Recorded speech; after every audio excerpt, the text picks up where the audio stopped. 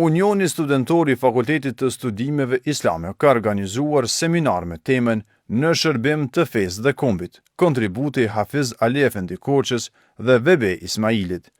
Në këtë seminar të organizuar nga studentët, u vlerësua lart kontributi i këtyre dy dietarëve të shuar në ruajtjen dhe zhvillimin e mendimit islam dhe kombëtar. Kryetari i Bashkisë Islame të Kosovës, Miftiu Naim Efendi Tërnava, tha se dietarët e tillë mbeten të gjallë përmes veprave të tyre, teksa përmendje dhe një ngjarje interesante nga jeta e Hafiz Ali Efendi Koçës, siç ishte ajo e përkthimit të Kur'anit, kur teksa po shkonte ta botonte atë në gjuhën shqipe, ai ishte grabitur dhe rrjedhimisht i kishte humbur edhe gjithë puna 10 vjeçare. Dietari është i gjallë edhe kur është në ndhej. Derisa ignoranti është i vdekur edhe kur ecën mbi tokë.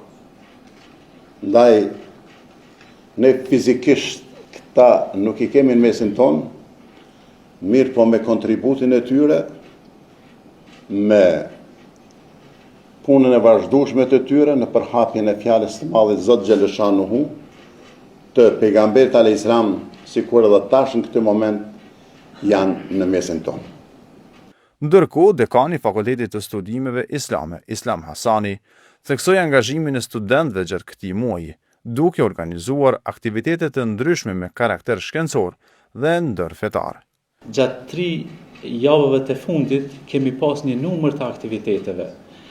Ka pas me karakter shkencor, konferenca, promovime librash, vedisim rreth çështje fetare të ndryshme, dialog ndërfetar, por e veçanta e këtij organizimi është se ky është një organizim komplet 100% nga Unioni i Studentëve, që ka qenë edhe një surprizë.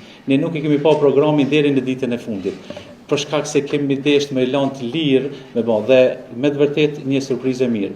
Para një jave kemi pas edhe një promovim të një pune shkencore që është bërë nga studentët e Fakultetit të Studimeve Islame, i cili ka qenë një grant i fituar nga studentët tonë në mesin e 11 granteve në krejt Kosovën.